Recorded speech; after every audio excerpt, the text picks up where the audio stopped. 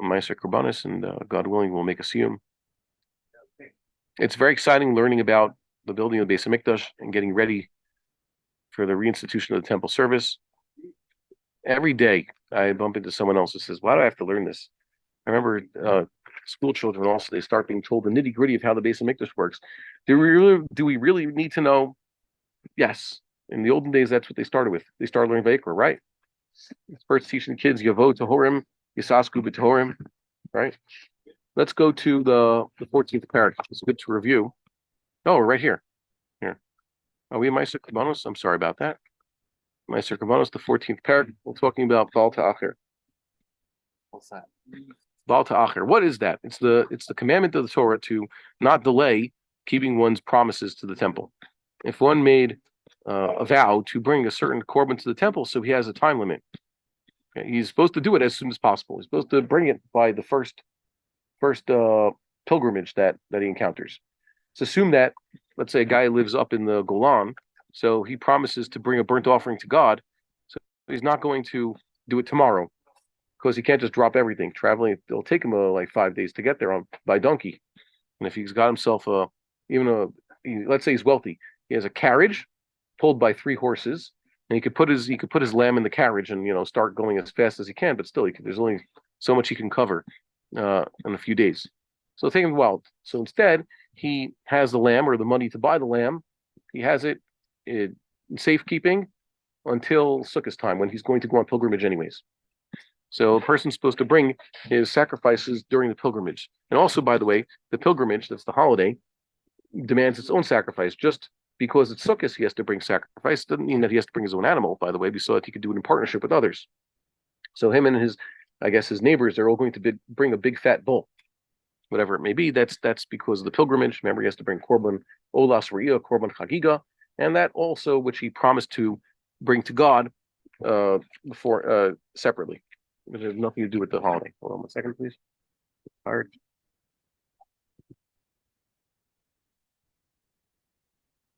You really feel the Shabbos coming in Thursday night. Heck of a week, right? Feel so sorry, or so many soldiers are stuck out of home. Like I said last week, it seems almost cynical that they're keeping everybody, that they're letting this war go on for so long. And they even say, the war, they're already discussing how long it's going to be. It's almost as though someone's planning this. It's really wrong. So let's review over here. The Rambam said over here, wait a second, this is not the thing. It says, this is the halacha I'm up to over here. The regal came. So the holiday is upon him. He didn't bring. So he's now nullified a positive commandment. By the way, what's the solution? Person who's bitel mitzvah say. He didn't do a mitzvah that he was supposed to do, a positive mitzvah. It's not a sin, so he doesn't bring a korban chatas or an asham or something like that. So the kapara for that is to bring another burnt offering. He promised God he's going to bring a lamb as a burnt offering, and he didn't do it. So what does he have to do? He has to bring that burnt offering and bring another burnt offering to make up for that he didn't do it. Yeah, isn't that funny? It's like he didn't fast. For the sin of not fasting, he has to fast. He has to actually do that fast, and he has to make up for the fast that he missed by fasting. It's like a person who fasted on Shabbos for a bad dream, right? So he ruined Shabbos, so he should fast to atone for what he did. That doesn't make no sense. It does. It's saying that if he didn't bring it, he's intending on not bringing it anyway. So what makes you think he's going to bring another one? Because now he realizes the gravity of what he's done. And this is just, he missed the first one. Of rule of shalosh regalim. See? Go get yourself a copy of what we're seeing here. He missed 3 regalim. V'lo ikriv korbanotav shenadar ocean hit nadev. He did not bring the korban that he promised to God, or he volunteered. We said, what's the difference between promising and volunteering? Promising means a neder. Okay? Some means that he says, this animal's a korban, or I'm going to somehow bring a korban. If it's this animal, that animal's dead, dies, it's struck by lightning, so he's off the hook. If he said, I'm going to bring a korban, it's upon me, the gavra. So even if he intended that animal, now that's dead or whatever, got stolen, so he has to put in another animal in this place. Okay, it has achrayut, as they say, responsibility. He didn't bring to the temple the various forms of money that he promised to bring them. Arachim means, he said, I'm going to bring someone's erech, not his slave value. The erech is like described at the end of Vayikra. Erech means you look, is it a man or woman, and what's his age? And there's a chart. Man, age so and so. The erech is a certain amount of silver, right? So he promises this thing they used to do. That guy's erech will be a donation to the temple. That's an erech. Terem is also, he says, this field dedicated to the temple, the value of the property or what it produces. Damim or just money. These 50 shekels to the temple, not connected to any physical item that may have such a value. Areza avar below tase. So he's violated a negative commandment. Shnemar lo te'acher l'shalmo. Do not delay in keeping your promise. Eino aver below tase ad she'avru alav raglei hashana kula. He's only violated the commandment once all 3 holidays have passed. Now you say, wait, starts Sukkot. So Sukkot, Pesach, Shavuos means he has how much time is that? Sometimes that's 7 months, sometimes it's 9 months, sometimes it's 8 months, right?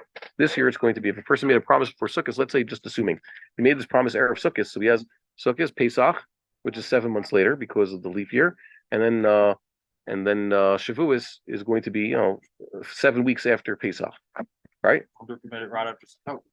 If he made it right after Sukkot, so then he does. So I'm trying to get to a certain point here. If he did it after Sukkot, so it's Pesach, Shavuos, Sukkot. That's assuming all 3 holidays in the order that he encounters them.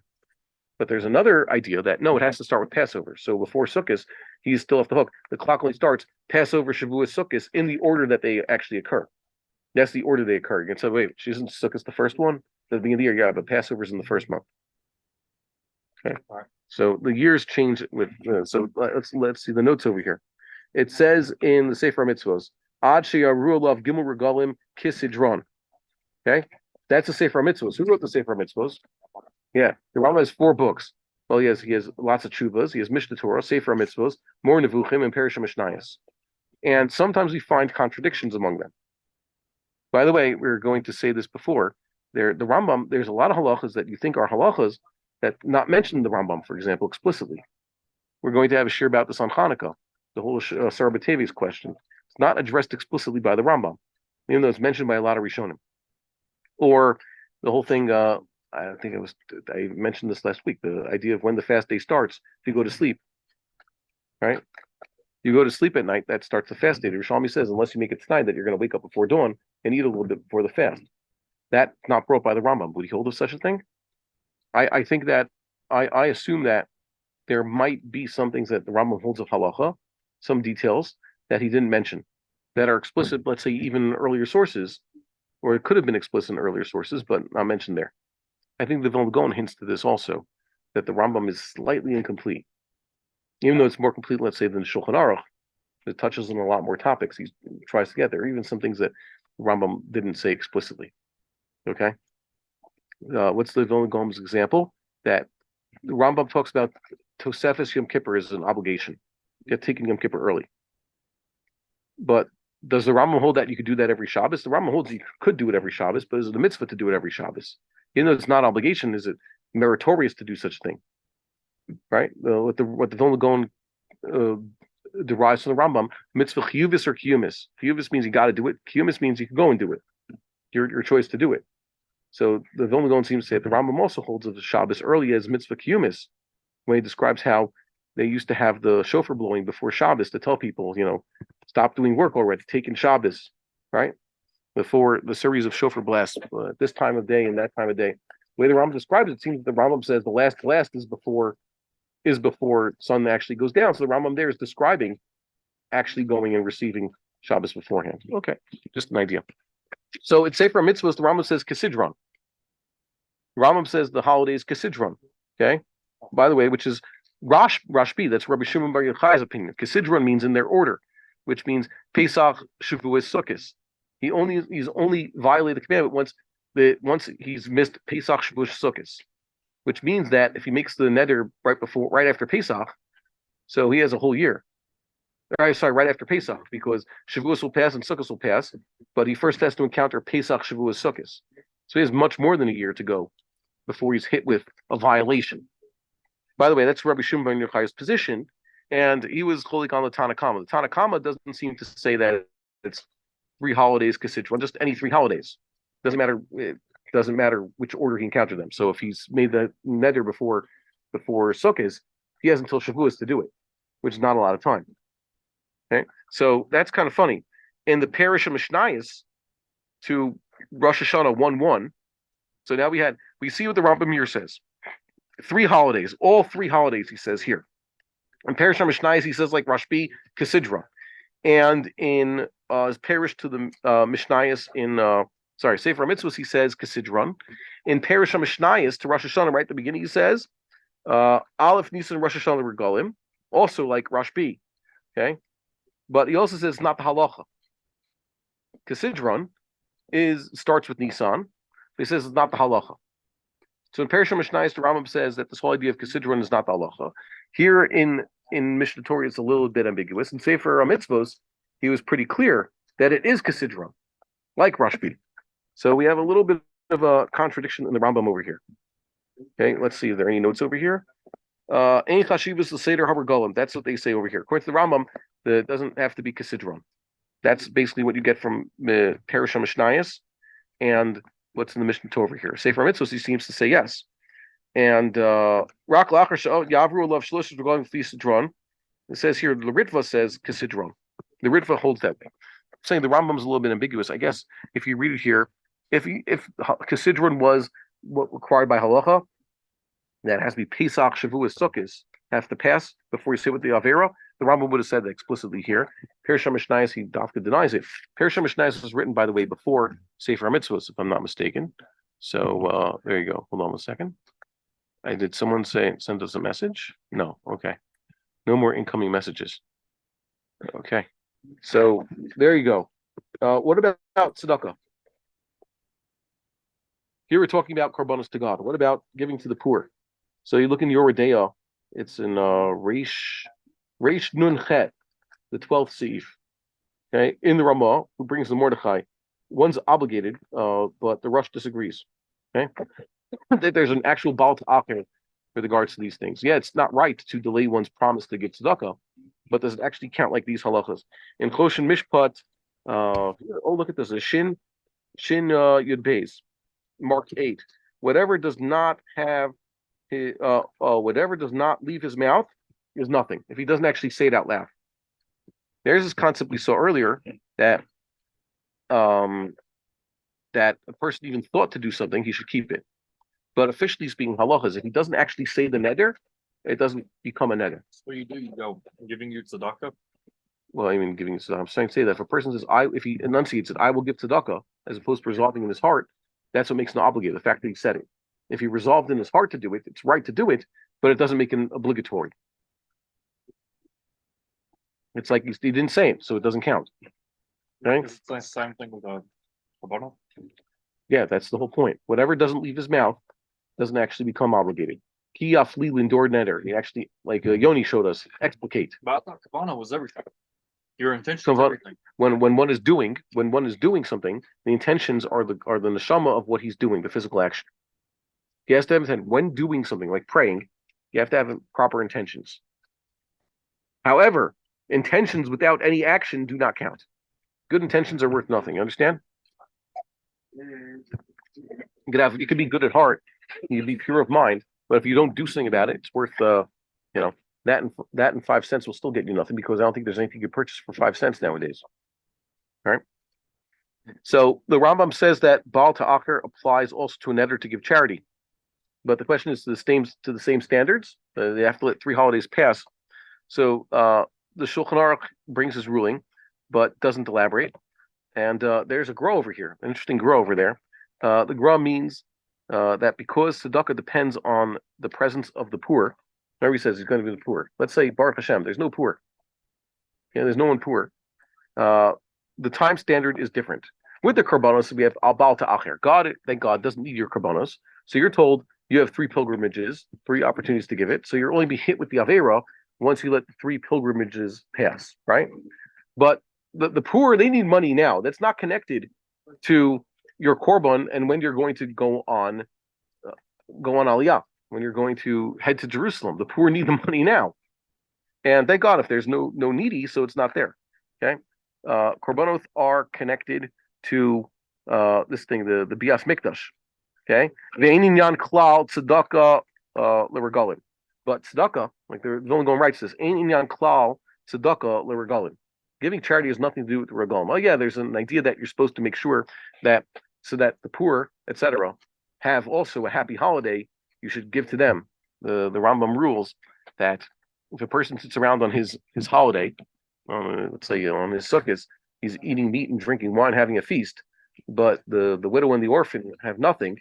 So that's just sudak kreso. He's just feeding his belly, but he's not. The real simcha is to also share with those who do not have, right? So in that respect, there is this idea of Baal Tacher, but you're saying, okay, by the third holiday, I'm going to make sure the poor have. When the poor need, you have to give it to them. So the Vilna Gaon makes this important distinction that even though we could potentially apply this strict rule of Baal Ta'achir, 3 holidays, to a promise to give charity to the poor, it's not exactly the same thing. Okay, God doesn't need your charity. Matter of fact, is it better if a person has a choice just to dedicate, let's say he has 1,000 shekels lying around, buy a lamb for God or give 1,000 shekels to the poor? What do you think God wants? Poor. Yeah, some would make that argument. Okay, you only start really splurging on temple once you've taken care of the poor. God doesn't need the lamb. Yep. Patoach tiftach gedechal aniyecha. Go open up your hand, okay, to your poor. Evyonecha be'artzecha, and to your achicha la'achicha laniyecha. Evyonecha be'artzecha, your brother. Okay, the poor person, and evyon. Wasn't he ani evyon and dal? I forget already. And by the way, speaking of forgetting, I said last week, I alluded to this. We talked about Jehoshaphat's war against Bnei Ammon and Bnei Moav and the Ammonim. So Bnei Ammon and Ammonim are synonymous. And I said, so obviously there's an illusion over here. We already forgot what it is. So we're trying to hint. Someone wants me to clarify. There's different interpretations. It means the people lived around Ammon. After all, then it says they're attacked by Edomites, Arameans, people from across the sea. Who's attacking? So it means there was a confederation. There's actual Ammonites and the people who were neighboring Ammonites, Tagalogs. There's a Medrash Chazal that says, like many places, when they don't know who the real enemy is, who's the enemy? It's Amalek in disguise. Yehoshaphat's war among his opponents, in what's described in the middle of the second book of Chronicles, is also a war with Amalek. They know who they are. They're Ammonim or they're the Bnei Ammon, and they're Ammonim, and then they're Arameans and people from across the sea. This shows you that, once again, the way Chazal understood it, Amalek always comes in a different form. Amalek changes his national character. He changes his clothing. He changes his language. He makes it appear it comes from all the other places. It's always Amalek. Whoever steps in to do Amalek's job, that's Amalek. Remember this idea? Very important idea. Yes. So, what? Is Amalek, is it someone who says Jews have to be wiped out and that the land doesn't belong to them, or just the Jews have It to has be nothing to wiped do out? with the land necessarily. Just Well, I thought it did because suicidal destruction of the Jewish people. That means it's better for them to sacrifice themselves just to kill us, like the Germans did. The Germans basically hampered their chances of winning World War II in order to destroy the Jews. How much resources, manpower did they dedicate? And also, if they just didn't kill the Jews, they could have used the Jews' economic and intellectual output, perhaps, to help them win a war. And instead, it was better to bring themselves down in order to kill the Jews. I thought the land had something to do with it though, because they prevented us from passing through to get No. to the land. I thought they had No. That's another thing. They just attacked us. They weren't stopping us from getting to the land. They just killed the weaklings. And that's the important point. We said this. Where were you last week? We made the distinction between Philistines and Amalekites. Philistines, legitimate. There's no commandment to destroy the Philistines, even though they're bitter enemies. And it was basically, it's described a century of major wars. The Philistines eventually, they became the conquerors here in the land of Israel. They were the occupiers until the rise of the Messiah. That was King David. So finally, we threw off their yoke. But that was a big problem. But they're not considered mortal, eternal enemies. Why? Because they had perfectly legitimate or understandable rivalry with us. They wanted this land for themselves, right? And they wanted that was a normal enemy, a vicious enemy, terrible enemy. Many great tzaddikim fell into their hands. They destroyed the Beis Hamikdash in Shilo, but they're not Amalek. Amalek is the other group that's described in the book, and they're the ones who are dedicated to our destruction, just because. Not of any help to them. It doesn't help them to destroy us. They could just go live their merry lives, and they'd be better off if they didn't attack us. But they need to attack us. They need to kill us. The Philistines, Ammonites, Moabites, even regular Edomites don't do that. They at least have normal, rational reasons for engaging in hostilities with us, if you call that rational.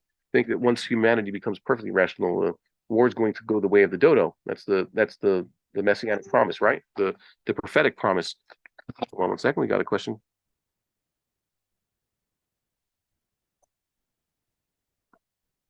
Okay, we have a thing. Those of you who are going to be Kachav Yaakov tomorrow night, we're going to have a get together at 9 p.m. tomorrow on Shabbos for the youth. We're going to be discussing issues dealing with today's youth. Okay, for those who are going to be around. Let's go on to the next halacha. Hikdish be'emal mizbeach. So he's dedicated an animal for the mizbeach.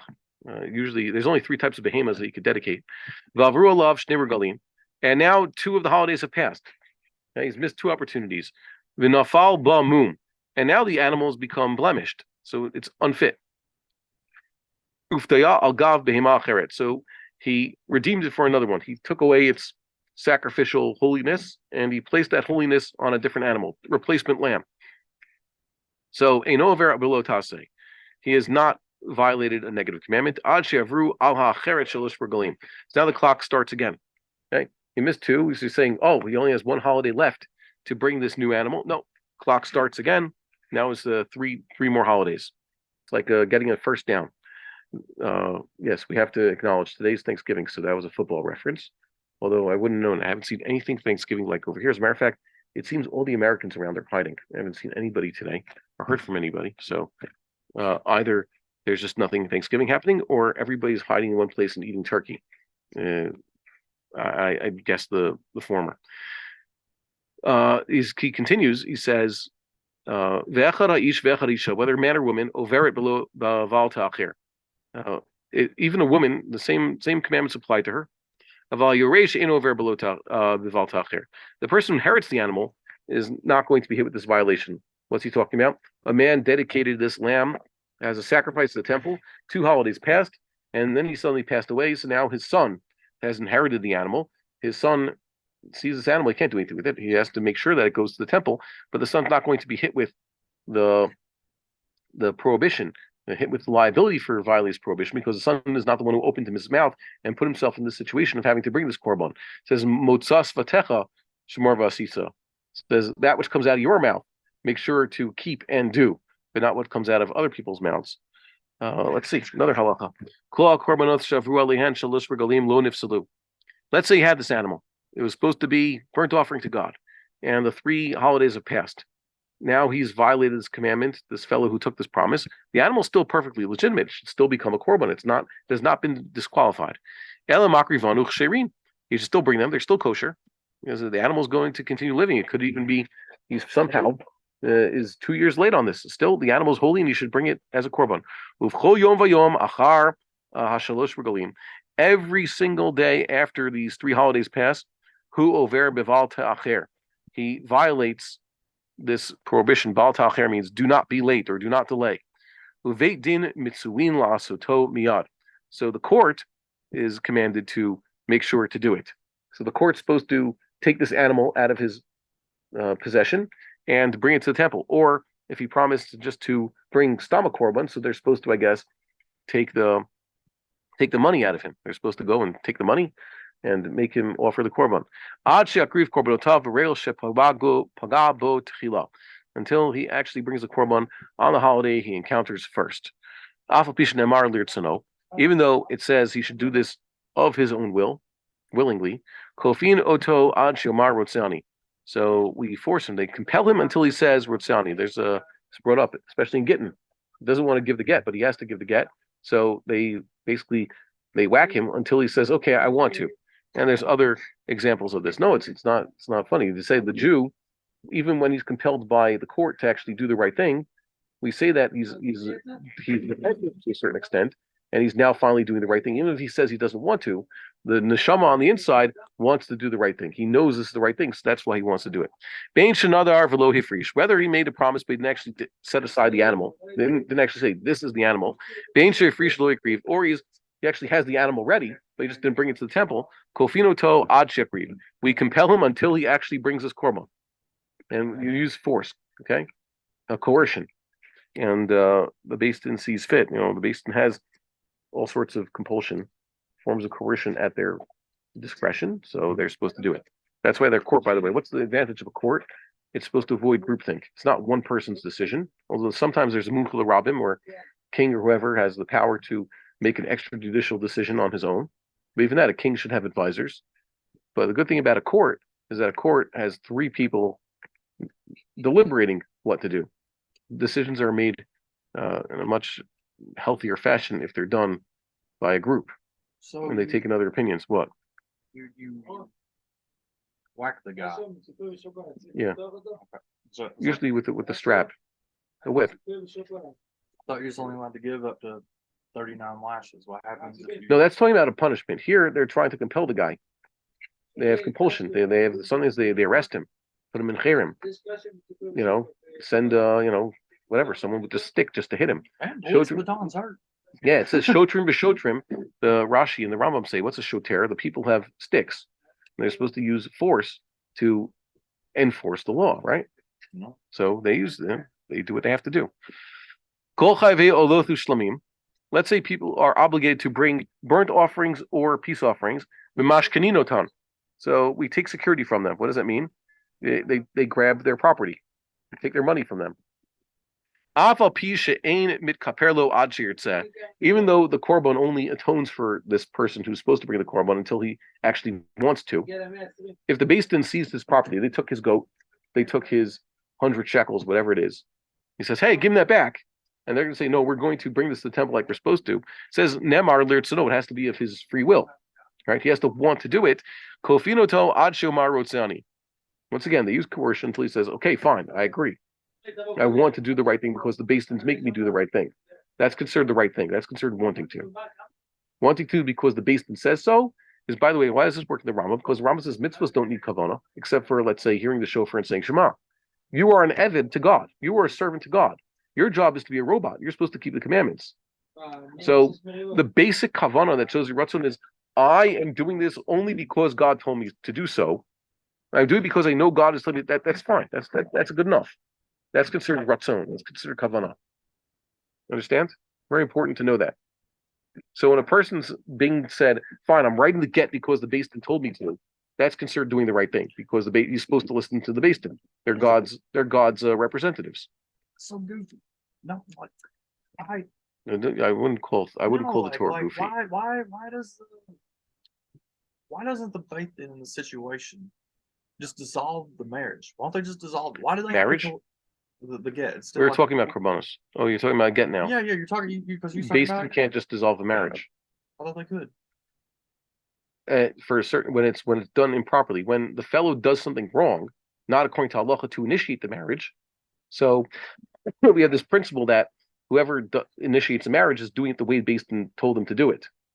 If the marriage was legitimate for 40 years or whatever it may be, and there's nothing wrong in how it was enacted, okay, or exacted in this case, the execution of the actual marriage ritual, then Beis Din can't just say, you know what, your marriage is now nullified. There has to be something wrong with the way it was done to begin with.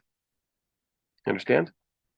Okay? Or you could have maybe the woman claim, like, it was under false pretenses. There's even cases of that. For example, a woman or the man or the woman come and say, I was misrepresented. My partner has a moon, like the Rambam says. This guy is, something majorly wrong with him that was not presented. Something majorly wrong with her that he can't live with her. So that's the cases. But a regular case, Beis Din cannot just dissolve a marriage. That's why the get has to be given. Yeah. Let's see. So it says here, this is a distinction made between the burnt offerings and the peace offerings. Okay. Burnt offerings and peace offerings, so we can compel him. We make him hand over the animal, hand over the cash, do the korban already. Fine. But if it's talking about chatas and asham, what's a chatas and asham? Sin offerings are guilt offerings. Einu mashkaninoto. So we can't take his property. We can't seize his property in order to pay for the korban. Can't do that. Because these people are lacking atonement. They're sinners. Their chatos is for their own good. It's to atone for their sins. We don't assume that they're going to do the wrong thing and delay bringing the korban. People understand they did something wrong and they have to bring a chatos, or what are they going to do? They're going to bring that chatos because they're in trouble if they don't. Chutz be chatos and nazir. There's one chatos that's different from all the other ones, a sin offering that's not really a sin offering. And this is the one that shows that, well, chatos itself, to call it a sin offering is really wrong because the word to sin is in the regular pa'al. There's no dot in the tet. It's the standard form of the verb. But the chatos has a dot in the tet, which means it's like the peel. The intensive form is a different. It's a different verb. It means a form of purification. So the nazir bring the chatos. He's not a sinner. It doesn't hold him back from drinking wine. He just has to bring a chatos, a shlamim, and a burnt offering when he completes his term. When he said he's going to be a nazir for 30 days, he brings 3 korbanos at the end: a burnt offering, a peace offering, and a sin offering. Not because he sinned. He has to bring it, and it's not what's holding him back from drinking wine. He has to just bring something. Shema Yacheroto.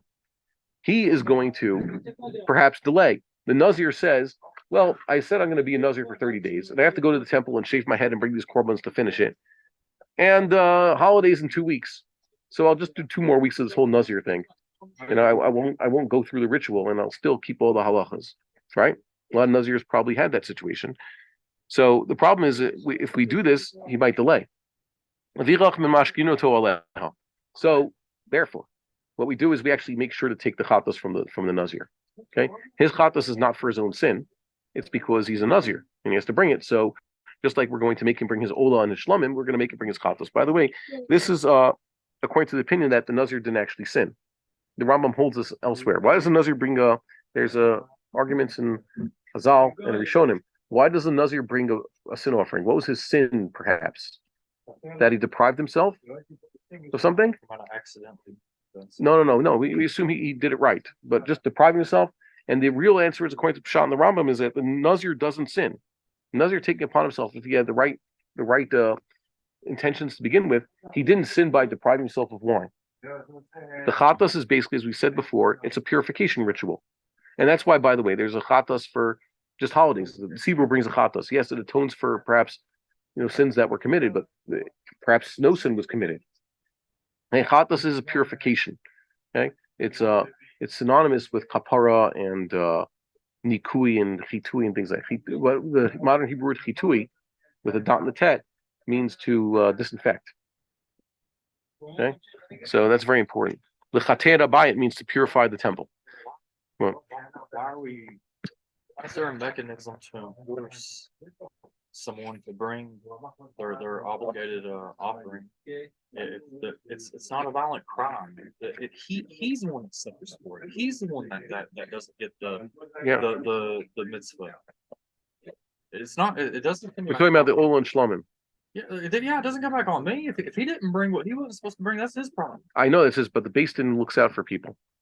There's also a case, the Beis Din. Let's say a man doesn't want to circumcise his children. A man doesn't want to educate his children in Torah. What does the Beis Din do? They intervene, right? The Beis Din is supposed to intervene. Everybody's supposed to get education. We'll go on to the next paragraph. After I make mention that there are Rishonim who felt that Baal Ta'achir applies also to not Baal Ta'achir. This Mashkinin applies to even Chatas and Asham that a person delays. So if he's gone 3 holidays without bringing his Chatas and Asham, then the Beis Din also intervenes. He says that the Ramban and others. According to Tosfos, also B'kresha Eno Muchan Klal Avi Chatas v'Asham. The person's decided, yeah, I'm supposed to bring Chatas and Asham, I'm just not going to. So then the Beis Din also intervenes. Okay. Good to see other opinions. Let's see the next paragraph. This is amazing stuff. By the way, do you want a copy to follow along? There. Oh, here, I'll give you this one. Want big or small? 15th paragraph of Ma'aser Korbanos. You like the small print? I can still read small print, but I'm worrying about you. Well, I don't know. My age, eventually I'm nearsighted, and it's like I'll need reading glasses also. I don't want to get to that level, but whatever. You spend too much time reading books and stuff. Let me get to this. Okay. Let's see. Ha'omer v'lada shel zo ola v'hishlamim d'rav kaimim. Let's say his animal's pregnant. Okay, so it's a female, obviously. He says v'lada shel zo ola v'hishlamim. Normally, burnt offerings are males. So the mother, the pregnant mother animal, cannot be. He says it's going to be a shlamim. It's going to be a peace offering. You could do that. And the fetus, right, the young inside, is going to be a burnt offering. Okay, that's kind of interesting, right? It says let it be born. What's going to be born a burnt offering, and the mother will be a peace offering. Interesting case. Okay, so what's that? He shlamim uvlada olah. So it shall be a peace offering, and it says devar kayamim. Okay, sorry, I skipped this line. His words count. That's a promise he's made. So now he's got to go through with it. What So- do you do? Throw them both. Throw her up while she's pregnant, or you throw it and No, you wait for her to give birth. Okay, it's kind of interesting. It shows that you would have this idea that ubar yarechimo, that the fetus is just part of the mother. It's like the mother's leg. Okay, the thigh of the mother. So kamash malana, you could actually say the mother itself will be a peace offering, and what's going to be born will be a burnt offering. What if what's born comes out a female? On the assumption it's a male. Okay, we'll see. Okay, hold on. It says im lekachlin kavein rav kaimim. So he shlamim. Let's say it should be a shlamim. Uvlada ola im lekachlin kavein. If that's really what he was intending, what he said is what he intended. So it counts. It stands. Okay, but after he had made this decision, he had determined that that's what it's going to be. But what actually came out of his mouth was that it should be a shlamim. Also, that this fetus should come out. It should be a shlamim. He intended ola, but he said shlamim. Okay. Freudian slip, I guess. Chazarbo v'amar v'lada ola, but then he corrected himself. I mean a burnt offering, and this should and the fetus once it's born should be a peace offering. I mean a burnt offering. That's what happened. Even though he quickly corrected himself, a do-over within the allotted amount of time is toch kedei dibur. How long does it take toch kedei dibur? A few seconds. Shalom alecha Rabbi Umori. Right. That's toch kedei dibur. Right away. Harei v'lada shlamim. Okay. We follow what just came out of his mouth. It's a shlamim.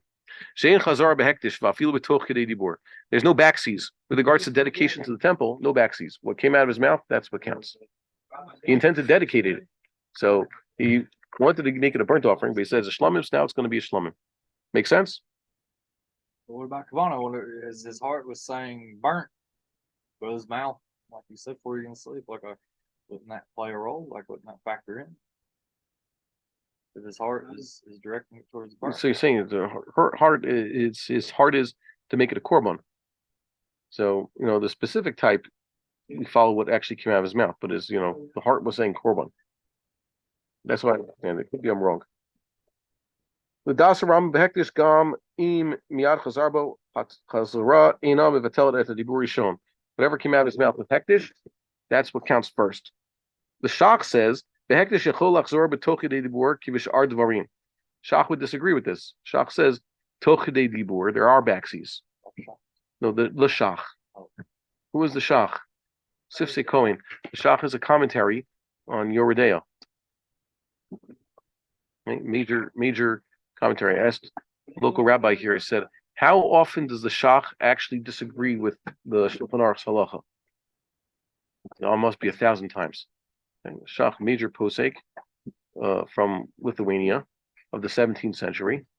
He didn't have Arichas Yomim, but it's a proto Vilna Gaon. Very important, Like Rav Shechter says, the psak of the Shach normally carries the day. That's the one that the beginning of the critical view of halacha. Now I mean like attacking halacha. I mean looking back through the sources and evaluating things from the beginning. Okay. What Rav does. Yes, that type of thing. Following that tradition, continues the Gra and all that. So. According to the Chafetz Chaim, even closer miyad b'shira mirat shalom alecha chazarato mevatel et diburo rishon v'rakim yitachei b'chazarato ad shira mirat shalom alecha Rabbi Mori and chazarato chazara. You hear that distinction of the Chafetz Chaim? Within shalom alecha, he gets backsies, But beyond Shal Malecha Rebbe Yomori, no backsies. He makes there's two standards. How fast was his backsies? No, okay. Let's see. More halachas. Omer Yadah Shelzo Olah. He declares about a particular animal that its foreleg will be a burnt offering. Does that work? Can you make a foreleg a burnt offering? It has to be a whole animal. O Ragla Shelzo Olah, or its hind leg shall be a burnt offering. Timacher L'chayve Olot. What do? Sell the animal to people who are obligated to bring burnt offerings. That way, the leg or the foreleg or the hind leg become a burnt offering, and along with the rest of the whole animal. And let's say you're the one who asked to bring a burnt offering, and I have this animal that has its leg is supposed to be a burnt offering. So I'll sell the animal to you. What you've given me is basically secular money. Now you own the animal. Now it's going to become fully a korban. But because I sold the part of it that was holy, the part that was holy, the cash that I got for the holy part, I have to treat as holy cash. Make sense? Right. Yeah. So I didn't. Well, let's say we should say it again. I made an animal. Its leg is holy. Its leg is supposed to be burnt offering. So you have to bring a burnt offering, or that other guy's to bring a burnt offering. I'll sell it to you for 100 shekels. So I just got 100 shekels. Like sold an animal. You're going to turn that animal to a korban. But I sold the part of the animal, its leg, which was holy, technically speaking. So a portion of that money, you have to calculate how much of the 100 shekels, what percentage of the value is the leg, and that money I have to keep as holy money, used for bringing actual sacrifice. And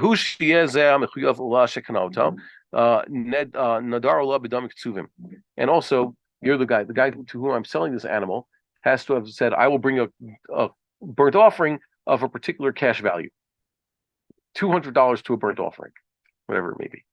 Okay, so the me'achulin chutz mid me'otan averim. So now this money is holy. What do you do with that holy money? Buy fruit. No, it's holy. No, it's holy money for burnt offering. It was, only burnt offering. So we basically, I believe that he adds more money to that, and eventually we'll get a whole burnt offering, a whole animal, or he'll go to the temple and just put in the burnt offering funds. Because money to go to burnt offering, the temple had a running fund to buy burnt offerings for people needed or for Kate's Mizbeach. So we'll put this money will go to eventually buy, be joined with other funds to buy whole animals for burnt offerings. Make sense? Yeah. Okay. Omer libah o rosha shelzo olah. Let's say it said this animal, instead of its hind leg or its foreleg, Rambam gave examples of non-vital organs. But let's say he said its head or its heart are a burnt offering. Animal can't live without a head or a heart. Right? Because this is a vital part of the animal, right? The head, the heart, hare kula olah. Saying a thing like that has basically turned the entire animal into a burnt offering. Right? There's a distinction. Say the heart, the head, even the nose or the ear. So that's not a burnt offering. If say it about concerning the animal's actual vital organ, saying it needs to live. So do that. Wait, which are the vital organs? How do you make that decision? So the Chazal actually have a list over there. What's considered davar shema telu yabo, both for animals and for people. If a person says he's going to dedicate any part of the bird, birds are different than animals. They have like different biology, right? Says the bird's leg, the bird's whatever, birds. So that's a suffix. So we do if it's suffix, it's in this kaddish, you have to treat it with the chumrah that it is, but you have to keep all the chumras from both sides. You have to assume it's not dedicated and that it is dedicated. Okay, let's see the next halacha. Homer beimazo chetzia olav chetzia shlamim. What it says here is going to make it half. Half is going to be burnt offering. Half is going to be a peace offering. Burnt offering is burnt. Peace offering is eaten. Can you do that? Okay. Kidesha ve'ena kreva. So now it's holy, but you can't make it a sacrifice. Ella tir'eh ad she'ipol bamum. So he puts it out to pasture until it actually develops its own blemish. V'timacher, and then it should be sold. And by selling it, it turns it back into, it becomes secular once again, and the money becomes holy, right? You have an animal that's supposed to be a korban, you have money that's not anything, so they switch. The money's holy. So for half that money now goes to bringing a burnt offering. And half the money goes to bringing a peace offering.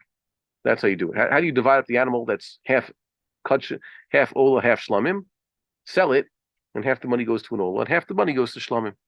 By the way, you can't just sell it. Like I said, when does he sell it? After it's been put out to pasture and it develops its own blemish. Okay. Hayam mechuyav chatat. Let's say a person has to bring a sin offering. Wamar chetzia chatat. And he says concerning this animal, chetzia chatat. Half of it's a burnt off sin offering. The chetzia ulo shlamim. And the other half is to be a burnt offering or a peace offering. Really should say the entire animal is my chatas. Why is he saying that, only half of it's my burnt off, my sin offering. The rest is a different type of offering. On the loophole to get two for one. No. O shamar chetzia ula shlamim, the chetzia chatat. Or he first made it. The first half of this animal is an ola or shlamim. The second half is my chatat. Harei zo tamuth. So now this animal needs to die. Right? Disqualified. As we're going to describe later. This has developed a certain type of psul because it was first dedicated as an ol or shlamim, and then he says, and the other half is a chatas.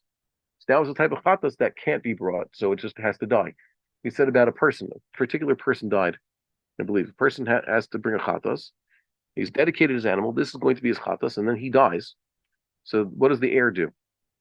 If we were talking about a burnt offering or a peace offering, for example, that a person inherits from his dead father, so he'll make sure to bring the korban in his father's stead eventually, like we saw in the previous parak.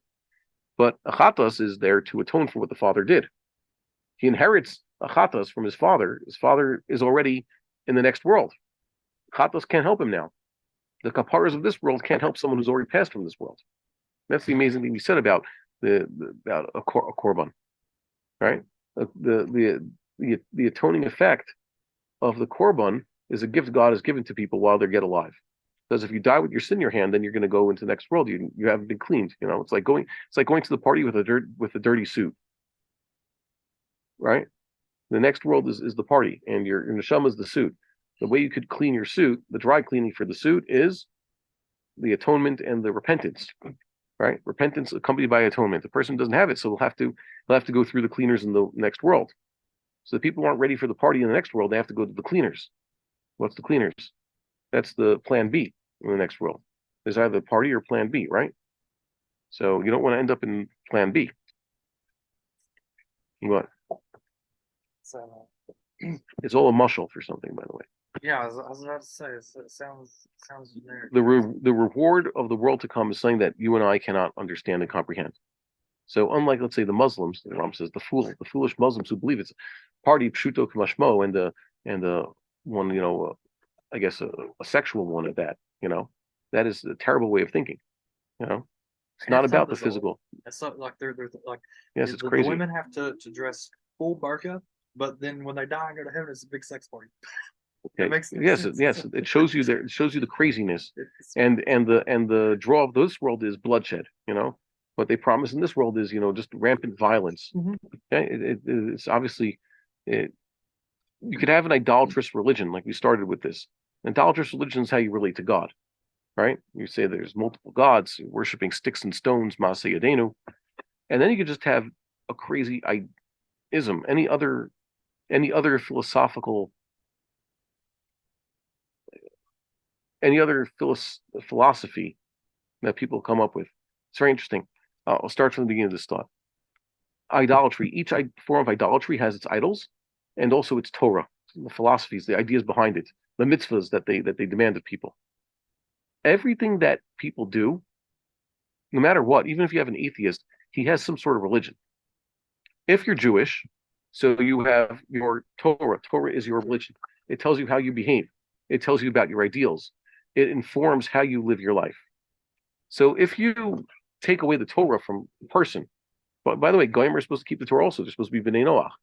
If you don't have the Torah, you're going to replace it with some sort of idol and its attendant philosophies and ideologies and behaviors, right? So like we said before, for many Jews, unfortunately, they have leftism as a replacement for Judaism. But they try to clothe it in Jewish-sounding things. They say tikkun olam and things like that. But it's nonsense. So their idols are of their own making. Sometimes it's not a physical idol. Sometimes it's a very, very advanced idol that you can't even see the idol. But it certainly comes with their own ideals and their own mitzvahs, their own sacraments, right? And you could see that wherever people behave, that they behave in a religious manner. So if you don't have a good religion, you're going to have a bad one. So the Muslims, they have their religion. They have their conception of their God, which is similar, I guess. I guess there could be a good Muslim out there who's actually quite sophisticated and has a good conception of a monotheistic God who has no image and no physical form, and demands that people keep a sort of ethical and moral code. You could have people like that. There were people like that in history. But the problem is that for most people, it becomes some other religion with its own sacraments. Kill the Jews, bloodshed, vengeance, conquest. That's a problem. That's a major problem. And even atheism has that. Atheism, they basically make man God. And they come up with all sorts of their own ideas and their own, like I said, sacraments, their own rituals. Even atheists behave in a very religious manner when it comes to many things, right? So you have to watch out. So you have to. That's why it's better. That's why it's better. Also, we see this idea of keeping the Torah. God gave us the Torah to control us, right? And people can knock the idea of a sacrificial ritual. They could say it sounds almost neo-paganist. We're going to build a temple. We're going to be slaughtering animals. Really? I believe that, like Dr. England says, we're going to have this. There'll be a way to control our primal urges. God has prescribed a religion, how to worship him, and we suffer for not doing it that way. The farther we are from actually keeping the Torah as God gave us, the more we lose. First, let's try to keep the Torah. Yeah. Okay, let's get back to what we're seeing here. So this animal is going to have to die. It's disqualified. So a person can't bring once a chatas is disqualified, it's there's no way really to fix it. Shutafin, an animal owned in partnership. Shutafin is partners, right? Jointly owned. So you and I, by the way, why are we owning an animal together? We own an ox, a very large ox, because it pulls our plow. I work it 3 days a week. You work it 3 days a week, and Shabbos it doesn't work. Okay? Good partnership. We're very good with each other. We're very honorable. But one day I say, I dedicated my share in the ox to the temple. So what are you going to do? You're going to say, wait, now I'm going to lose my share of the ox because it's a holy ox and I can't work it in my field anymore. I think it's invalid. It's invalid. So let's see the halacha. Okay. Next, it continues. It says here, okay. And then he went and said, you know what? I'll do this. I'm the one who dedicated half the animal, my half. I'll buy out your half and also dedicate it. That's legit. Yeah. Okay. So now this animal is holy and should be brought as sacrifice, but not before I do this. Buy out your share and dedicate the rest of it. So it would be invalid if he only done half and the other guy didn't agree. Yeah. Well, so here's what the Rambam continues. When I first dedicated this animal at the outset, it was dechuyah. It couldn't have been brought as sacrifice because it's only half holy. Okay, when I first dedicated only half of it. This isn't considered a completely pushed aside. Well, okay, it's not considered completely disqualified. Okay, it's just a dichui. By the way, there's nifsal. Nifsal means disqualified completely, and dichui means pushed off. Okay, we're not ready yet. So it's not complete one. And even though it's only its value is dedicated. Okay, I didn't say that this should be an animal even. I didn't say it should be a sacrifice. I said it should be dedicated to the temple. Sometimes dedicated to the temple means its cash value will go to the temple, or the such that what would happen? It would be delivered to the treasurer of the temple, and he would say, "Well, this animal we can't really use it for sacrifice. We're going to sell it and use its money for temple purposes." Okay, that's kedushat damim. Hoil v'hi baalei chayim, because this animal is a living creature. Ein baalei chayim nidchin. Animals are not pushed aside. It's still alive, so it's not fully disqualified yet. V'harei nir'eit kula la'akrava. Technically speaking, it's not blemished. It could be dedicated. If you would just go and say, you know what, I'll dedicate my half right away, so the animal could be brought. Lefichach tikarei v'oseh temura. Therefore, it should be brought once it's this ikuv, once this whatever the problem was has been removed, the other half has been dedicated. Now it should be brought as a sacrifice, and it'll also become Timura. What's Timura? Have we discussed that yet? The Rambam's mentioning it. There's a whole chapter toward the end over here. Here he has Me'ila, and in the book of Korbanos, he has, I think, Timura. Timura is also a tractate of the Talmud. What is Timura talking about? Timura is when one decides to switch out his animal. He says, this goat was supposed to be an offering. He says, you know what? I really think it's the other goat. So you know what? That goat instead of this goat. You know what he's done? He's just he hasn't cut and paste. Instead, he's copied and paste. He's basically said that goat, the initial goat, is still what it is, and now the other goat's also just as korban as it. He's just doubled his korban. He decides to swap out. So instead, the Torah says, no, now they're both be holy. That's Timura. Make sense? So this animal is now completely holy, and if he decides to, for whatever reason, swap it out for a different animal, even a better one, even for an upgrade, no, this animal stays holy, and the other animal is holy now also. Wonder if the guy doesn't agree. The guy? Which guy? The guy, the other half of the partnership doesn't agree. Yeah, he doesn't agree to it. If he buy out the other guy, and then it loses its status. Yeah. But the money that guy received would be yeah. That's usually the thing. So pidyon, okay, redeeming. We talk about pidyon shavuim. Now we have pidyon kachim. Okay, paying the money for something, swapping out. By the way, we saw there's certain cases. Sometimes you can't just do a pidyon. There's actual rules for how to redeem something for cash value. Temple treasury does it all the time. Like I said, they get an animal that they can't use as a korban, so they're going to the temple treasury will sell it at a profit, of course. You buy from the temple, you're actually losing because you have to give 20% more.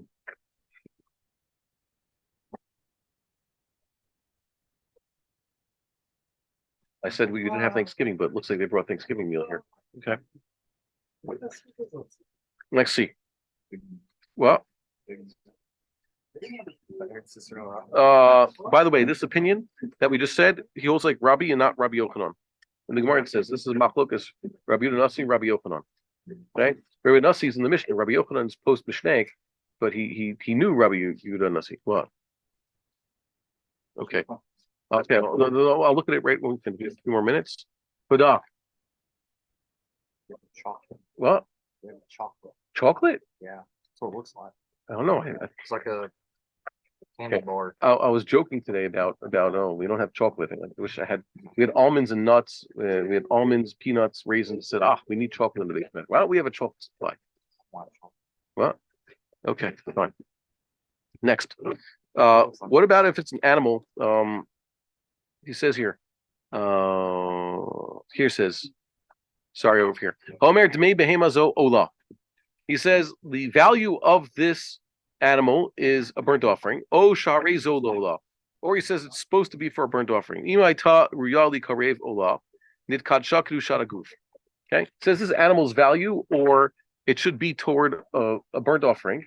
If this animal is actually valid as a burnt offering in and of itself, so now it should be a burnt offering. Makes sense? But if the animal is not fit to be a burnt offering for whatever reason, so it should be sold, and with that money should bring an actual valid korban. See, he could say one of two things: the halachically equivalent statements. This animal should be an ola, its value. If it could actually be an ola, so it should be an ola. But if not, sell it and then use that the proceeds to make an actual ola. What kind of animal can't be an ola? I don't know. As a blemish, it's not the right type of animal. It's a female. There's a lot of things that can't be a burnt offering. Okay, as we saw before. Lamar al be'ema tameya. He said about a behema that's tameya. What's that mean? Doesn't mean impure, by the way, because all living animals are pure, technically speaking. Behema tameya means non-kosher animal. Okay.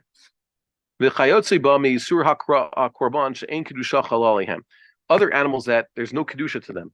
You can't take a deer or a gazelle or a bear. That's not a behema, because a behema is. I was talking about chaya. So every example I gave was a chaya.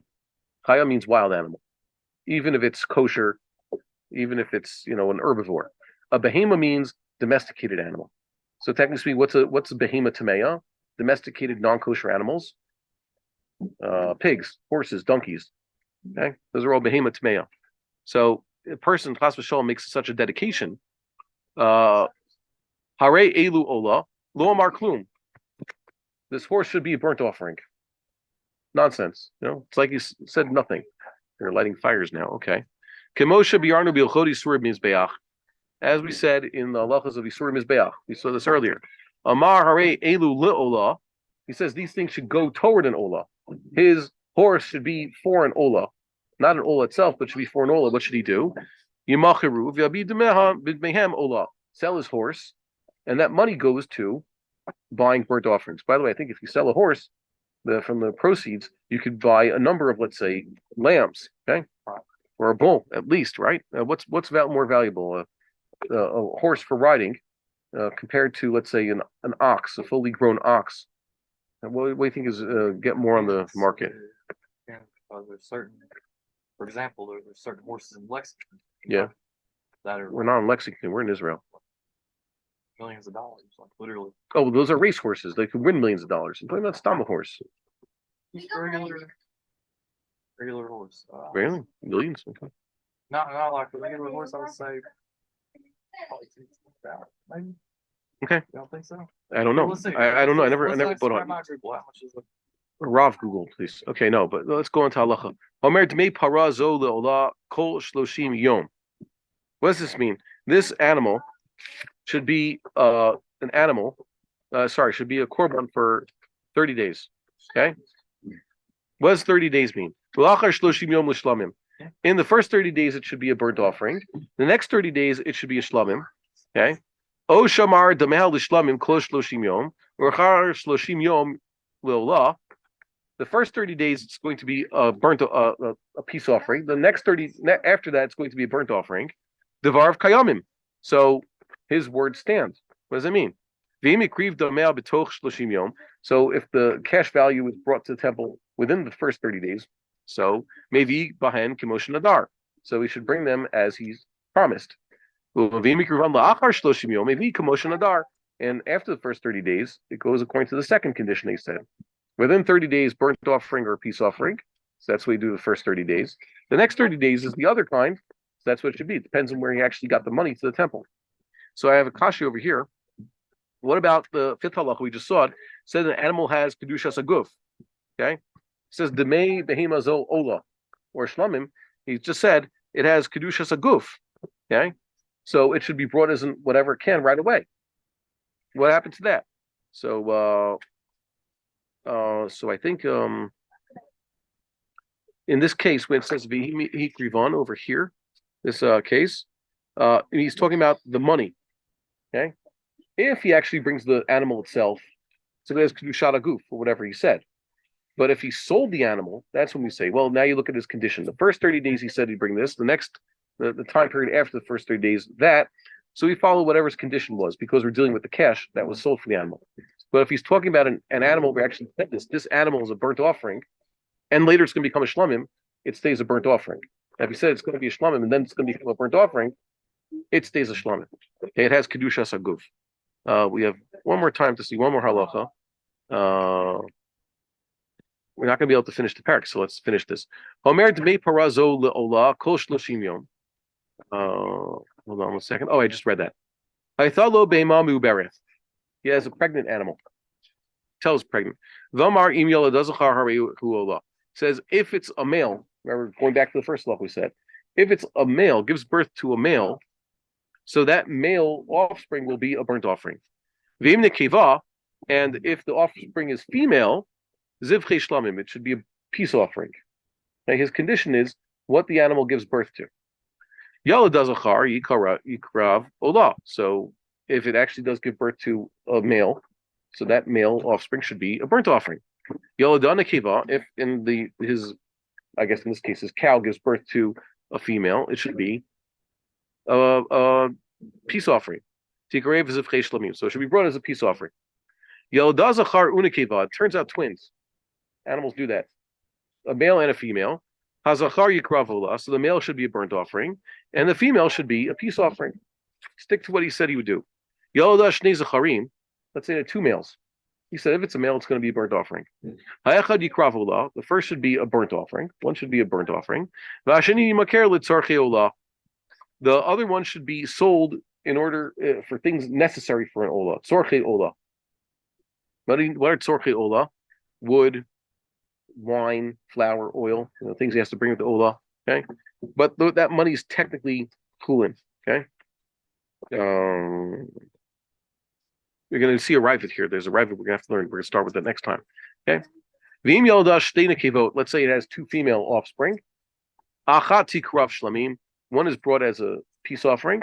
Ushniati maker litzrechei shlamim, and the other one is just sold for other purposes of the shlamim, the other necessities. V'domeh l'chulin, and that actual money is considered secular. Okay, so we'll stop it here. We'll end with a prayer that we see the defeat of our enemies. Remember, in order to live peacefully as Jewish people, we have to get rid of Amalek first. In order to build a temple, you have to have proper leadership. Get rid of Amalek, then you have peace. You can build a temple. We'll live to see peace, a true peace, peace through victory, speed in our days, and see the rebuilding of the temple. Be well. Have a good Shabbos, and see you next week. We would like to encourage our viewers to share these videos with friends and send in your responses. If you would like to obtain Birkon Nusach Eretz Yisrael or invite the rabbi for a speaking engagement, please email us at office@machonshilo.org.